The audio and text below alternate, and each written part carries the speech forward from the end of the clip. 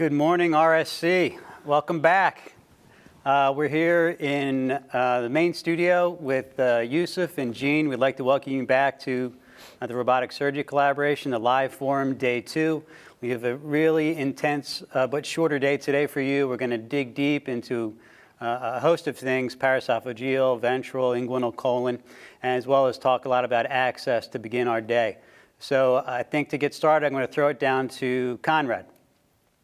Hey, Boston boys. What's up? What's up, RC peeps? I'm super stoked this morning.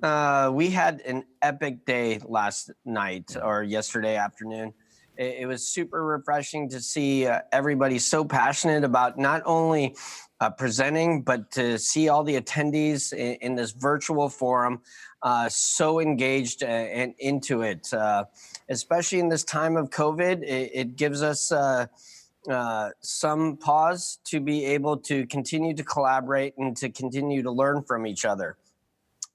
Just like what TJ was saying, we are going to take a deeper dive into access issues. And out of anything that I hear amongst my surgical peers, that seems to be the persistent problem. And like I told you in my lecture yesterday, if you come to the decision where you have determined that the robot is a superior instrument in your practice amongst your patients, it's superior at 8 a.m. on a Monday, at 11 p.m. on a Tuesday, or at any time on a Saturday and Sunday. So we are going to be hearing from people, from the experts who have fought the fight. But to corral my other moderators, let's listen to Lisa Coker. And actually, no, we don't have much time. So why don't we just dive into Michael Stifelman's talk and let's hear how to increase access in our practice.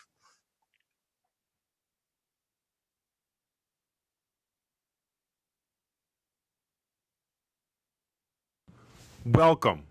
My name is Dr. Michael Stifelman, and I'm the Chair of Urology and Director of Robotic Surgery at Hackensack Meridian Health. Today's talk, the value of expanded access from a hospital administrative perspective. So why is this talk so important? Why do we care about the administrator's perspective? Well, it should be obvious, but robotics is a valuable resource. It is sought after. And as we continue to grow exponentially, especially as we enter the world of general surgery, I can tell you from experience that obtaining expanded access is absolutely vital to the success of your program, but it is not always easy, and it will require the buy-in of your hospital administrator. Let's focus for just a minute on why we need expanded access. As I mentioned, the robot is a valuable resource. And in order to increase our capacity, in order to allow this resource to be used after hours so we can do more minimally invasive surgery and prevent higher open surgery rates, we must expand our access. The question really, though, is how do we get here? Why are we limited by access in many of our institutions? So how do we get to the point where so many institutions limit their access essentially between 7 a.m. and 3 p.m. Monday through Friday? First, let's take a look back to 2008. There was not a lot of robotic surgery being done 10 years ago. Urology, about a third. Hysterectomy was just beginning. Rectal, colorectal, lobectomy was just at the infancy. That combined with our surgeons telling their staff that this was extremely specialized technology that required a specialized team, and Intuitive Surgical telling their staff that, again, we needed very specialized teams to able to perform this efficiently, many institutions limited the access from 7 to 3. But now it's 2020, And things have changed dramatically over the last 12 years. You can see already how the blue continues to expand across all subspecialties. We are seeing the benefits of robotic, and we're seeing further and further adoption. And therefore, we must reevaluate how we think about robotics as a scarce resource. We need to expand our mindset and philosophy so that we can expand access. Why should the time of day dictate the care of the patient? Surgeons want to offer the same quality of care, either if it's 11 a.m. or 11 p.m. In addition, as our volume is increasing, we need further expanded access for the throughput day to day. So in order to expand to a 24/7 access, you need to understand the organizational strategic priorities. Understanding the vernacular of the administration is crucial. To the left of the slide is the quadruple aim. It's something administrators use and discuss all the time. The concept is, if the hospital can give better outcomes, lower the cost of care, improved physician satisfaction, and improve patient satisfaction, they're going to be successful. Now that you are armed with their language, you now can much more easily explain how robotics aligns with the quadruple aim. That will allow them to believe in robotics. That will give them the understanding how robotics can meet all of these goals. Once they're believers, now you can talk about access and talk about how limiting access prevents them from achieving their goals. And then finally, once they understand how robotics is married to their goals, how access is important to achieving their goals, you can focus on the coordination that is required so that you can develop expanded access, 24/7 access as a strategy. And if that doesn't work, another way to explain it to your administrators is 24/7 access is just the right thing to do for our patients. Why should a patient who comes in at 8 o'clock in the morning on a Monday with a strangulated hernia get different care than a patient that comes in at 8 o'clock at night on a Saturday with the same problem? Often, that's all one needs to do to get the point across. But no matter how you do it, gaining alignment is required to create a structure and a culture of expanded access. One lone surgeon cannot do this. It is almost impossible to achieve. You need a coalition from all areas of the hospital. You need executive alignment, you need your clinical team to be aligned, and you need operational excellence to achieve this goal of expanded access. This is where the executive surgeon leader, the ESL, comes in. Their job is not only to empower the surgeons, but to remove the barriers, to make 24/7 access and other initiatives happen. As you know and I know, there are going to be challenges, especially in the beginning. As I've talked to many surgeons and administrators across the country through both the Empower and Enrich programs, I've noticed common themes, common hurdles. There's lack of analyzed data. There's lack of executive alignment. There's need for better organizational structure. We have communication challenges, competitive challenges, block time challenges, service line recognition, not being there. In order to be successful, we need to address each of these challenges head on. And how do we do it? We do it by creating alignment. We build trust. We create validated metrics that we can use in real time. We create quarterly task force meetings with our administrative team so we know that our strategies are aligned. We establish a vertical integration within our program to allow information to go both up and down. and we leverage the intuitive resources to help us achieve our goals. I'd like to spend just a couple of minutes on talking about leveraging data to gain alignment. Probably one of the most crucial steps of success. It is important to understand that the data you collect must satisfy both the executive goals and the clinical goals. And they often may be different.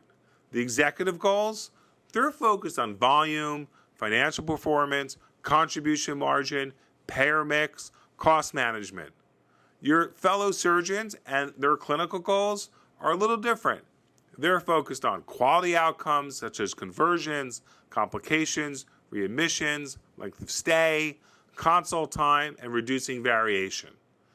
If you can achieve and collect both of these sets of data, you can address both of their goals. Probably one of the most important things I did when I came to Hackensack University Medical Center was building dashboards that were able to demonstrate the value of the program, both to the executive team and to the clinical team. This slide is so detailed that it's probably not even readable to you on your screen. However, from a high level, here are the things you need to remember. When you build your dashboard, make it granular enough that you can compare by procedure and by surgeon. That way, you can have actionable insights. You're pairing apples to apples. Also, make sure that dashboard is able to answer both the requirements of the executive team and the clinical team. So, example here with length of stay, we broke it out by CMI adjusted length of stay. That's a goal of the executive team. But we also broke it out by observed versus expected length of stay. That's a goal of the clinical team. And how we did this year compared to last year, again, a goal of the executive team. But these dashboards, this data is going to build trust. You're going to share this data with both your surgeons and your executive team. You're going to use this to interact with your leadership team and help them develop and execute strategy based on these dashboards. I cannot stress to you enough how important building data dashboards are. And if you don't believe me, believe Peter Drucker. He was an Australian-born American management consultant, an educator, and an author whose writings contributed to the philosophical and practical foundations of the modern business corporation. And as he clearly states, if you cannot measure it, you cannot improve it.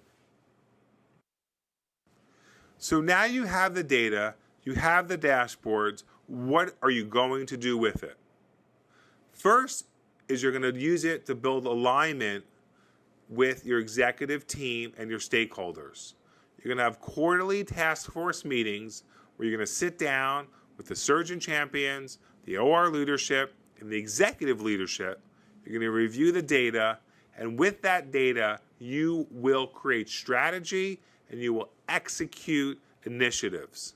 And when you meet the next time, you now will have the data to measure how your process worked and what you were able to achieve and what you were not. The next step is you're going to develop vertical integration. So now you have your task force meetings, which is the executive leadership team that's going to create strategy. How are you going to pass this down to the folks working day in and day out? You're going to use what's called an operational oversight committee to do this. That operational oversight committee is going to take the initiatives from the executive team and they're going to literally operationalize it. They're going to figure out how to get it done. And then they're going to go back to their respective services, in-service them, and make sure that those things are happening day in and day out. And you may look at this vertical integration as only a top-to-bottom approach. But I'm going to challenge you. And I'm going to tell you that in our experience, having this vertical integration is even more important because it gives the folks who are working day in and day out your surgeons, your techs, your nurses an opportunity to improve their day-to-day operations. So now when they find a problem, when they find a way to do it better, when they have an initiative, they have someone to go to. They have the Operational Oversight Committee. And that team, as demonstrated on this slide, can either fix it on their own and develop new strategies, or if they need to, they can go back to the executive leadership team, which they meet with quarterly, and get the correct resources required to make those changes. So, what's so important about vertical integration is that you have not only a top to bottom way of distributing information, but you also have a way for the folks who are working day in and day out to affect change, and they have a voice that can be heard. This is crucial, not with just making your program more fluid and more innovative, but it's also crucial in building trust. So what you can see here are some task force initiatives that we executed at Hackensack. And some of these started at the top, such as we want to decrease OR time, we want to improve complexity of cases. And some of them started at the bottom. We want to standardize our procedures to make it more quick. We want to have 24/7 access. And that's why it's so crucial to have these task force meetings to make sure that these initiatives are given the attention they deserve. So let's spend this last part of our talk talking specifically about expanded access, 24/7 robotics. So this is a figure that shows our procedure volume in both the ambulatory care center and the main OR. Ambulatory is just Monday, Wednesday, Thursdays, 7 to 3. And as you can see, there is very little white space. When you look at the main OR, all of the box outside the box, you can see if we only operated 7 to 3, again, there was very little white space. But by expanding our hours beyond 3 p.m., expanding our hours into Saturday and Sunday, we're able to increase our volume and our access dramatically. So as we expanded access, especially for general surgery, one of the areas we had to overcome was this myth, this misconception that robotics took longer and was more expensive. So to do that, again, we went back to our dashboards. We went back to the data. And we showed that even in the expanded access group, those outside of the main robotic time, past 3 p.m., that if we did it robotically or laparoscopically, it was the same OR time. And when you looked at length of stay, there was a decrease in length of stay robotically. And when we looked at contribution margin, it was higher. And a lot of that was driven because we were bringing in more commercial payers on the Da Vinci platform. When we looked at inguinal hernia and compared it to open surgery, similar results. OR time was almost identical between open versus robotic. Length of stay, very similar. However, we had significantly increase in contribution margin with Da Vinci versus open, even though we had actually a decreased commercial payer mix. And why? Because insurances and Medicare pay more money for minimally invasive inguinal hernia repair. So let me share with you our journey to expanded access and what we learned. In brief, you need data and you need to be looking at it. So when we started expanded access in 2015, we only had 2 robots. In order to accommodate the volume, we had to expand it past 3. But as our program grew and we had 5 robots, which we thought would expand the horizontal access, we realized we still used it and needed it as much. One is because we needed to do the more complex procedures that were coming in emergently after hours. Therefore, expanded access was required. And two, even though we had more systems, we had more people coming to Hackensack to use our specialized teams, to use all of our services, and in order to improve throughput, we had to continue our expanded access. We also looked at how expanded access did not affect quality. Specifically, with the help of Intuitive, we looked at average console time as well as average instrument accessory cost. And what you can see here, if it's done during regular hours, gray, or after hours, blue, it was exactly the same. That by using robotics, no matter what time of day we used it, we reduced variation. So what we learned, in order for us to continue expanded access, we needed to offer a quarterly continued education credit for our nurses and perioperative team to be educated. We do this every quarter. The goal of the annual CEU is to teach the OR staff and our nurses and technologists how to set up the OR, how to work the robot during the case, and how to break it down after the case. This takes a tremendous amount of effort, time, and money. We pay our nurses 1.5 times to come in on a Saturday to do this. We give them CEU credits. But because we are aligned with administration, and administration understands how this aligns to the quadruple aim, they are more than happy to support this on a quarterly basis. So in the end, it's all about building trust, building vertical alignment, and understanding the needs of the executive team. And when you do that, you are able to align executively, clinically, and operationally. And in terms of a playbook, one must work on building trust. We do this through dashboards and data that's validated, quarterly task force meetings, establishing vertical integration, and with that, one is much more likely to be successful in establishing a 24/7 access program. Finally, I want to thank you and congratulate you. It is clear to me that by taking the time, you are going to be a leader and an influencer in your program. This is just the tip of the iceberg. And by developing this alignment with leadership, developing this increased access, you, and most importantly, your patients will benefit. I am now ready for any questions that you may have. Michael, that was an amazing talk. And again, you are answering a lot of the burning questions that surgeons all around the world are trying to answer.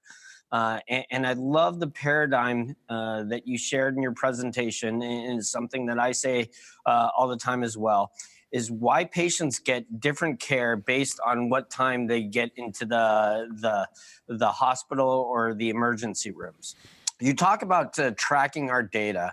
I want to ask you from a hospital administrator perspective, what are the most crucial metrics and data points that you are looking for to use as collateral or ammo to increase access within your operating room? That's a great question. And, there's no one answer for that, but I would say that obviously volume drives a lot of this, right? So when we show incremental volume, not we're just taking a lab case and turning it into robotic, but incremental volume of the service, that's huge. Number two, length of stay is on everybody's mind. We need to decrease length of stay for throughput and efficiency. So when you show them that this procedure decreases length of stay compared to open or even lap, that's huge. They want to know that you're doing cost containment, and they want to take a look at that these surgeries can be done standardized costs between, so it's very predictable. There's decreased variation. And those, I would say, are the big three that our administration and myself look at. Obviously, a lot of quality metrics we look at. I guess one other piece of that in terms of volume, length of stay, and would be payer mix as well. I think we like to see, showing them that our payer mix is going up, we're getting more commercial insurance, and we're also able to track where these patients are coming from and that they're coming outside our catchment area. So those would be the big five. I mean, let's talk in terms, just to follow up that question, let's talk in terms of an actual individual case, right? Yeah. So let's talk robotic cholecystectomy.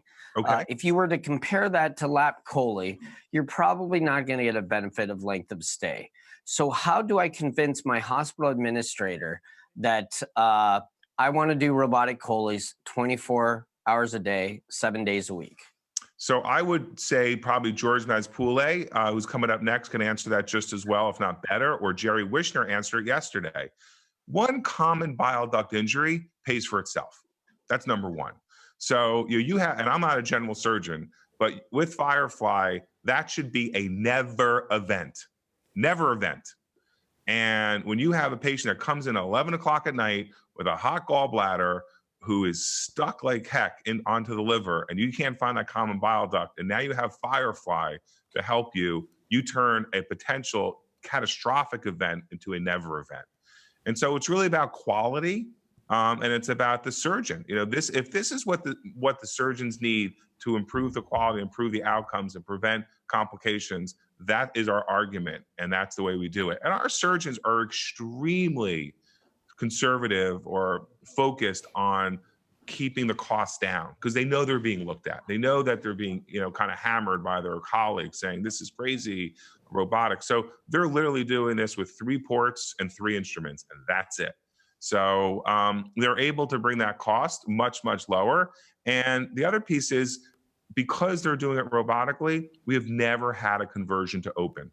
Zero. Yeah, that's amazing. Let's talk a little bit about this value proposition, and it's something I hear all the time. The traditional definition being outcome versus cost, and every time that this is mentioned within the setting of a meeting or a forum such as this, I always question the speaker in where does the surgeon fall into that equation, and it's something that oftentimes is overlooked. What's your take on that from an administrator perspective? That's the whole concept, Conrad, of the quadruple aim. Okay? That's what you need to understand.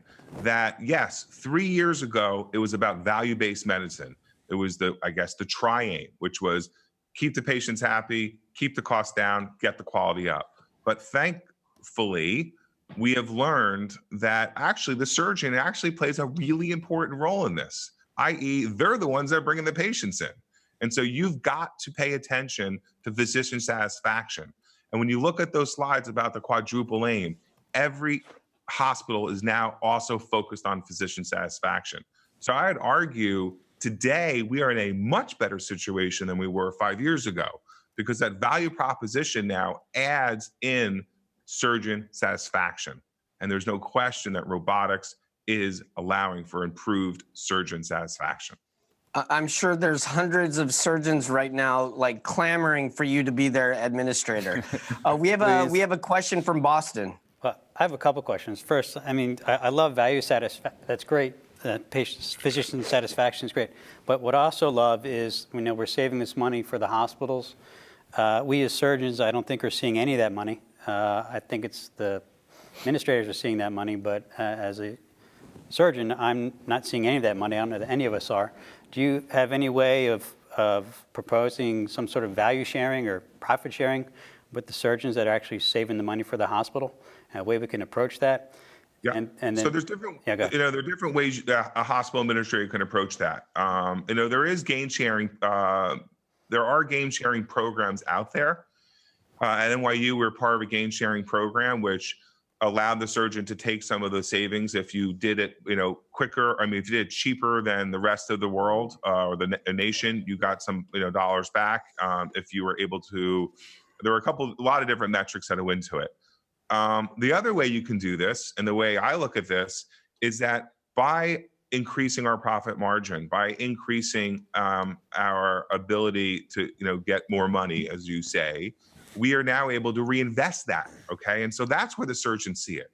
that we are reinvesting those dollars back into the hospital, right? So now you guys play in the sandbox with us. We're going to buy you an SP.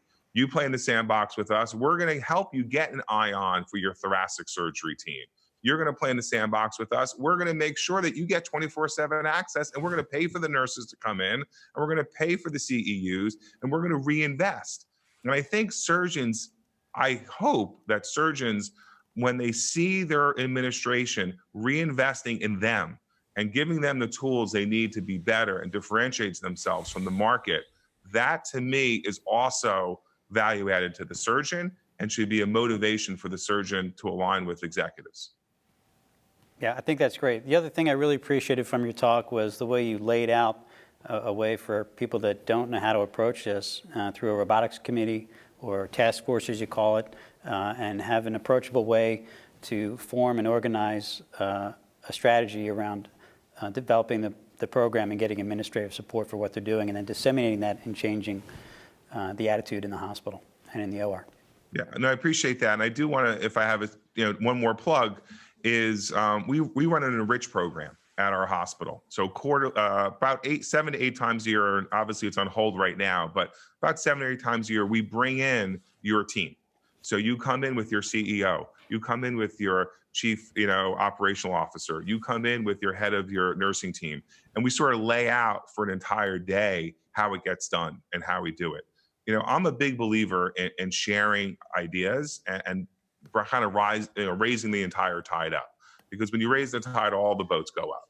And so, we're here to help anybody who's interested in creating this sort of standardized program, because at the end, again, that whole vertical alignment, we all talk about top bottom, but what it does is it gives the folks like you and I who are working every day a voice and a way to make change. And so, we're here to help you with the Enrich. We obviously have our slides, and I appreciate you giving us the opportunity to share with you our experience. Thank you.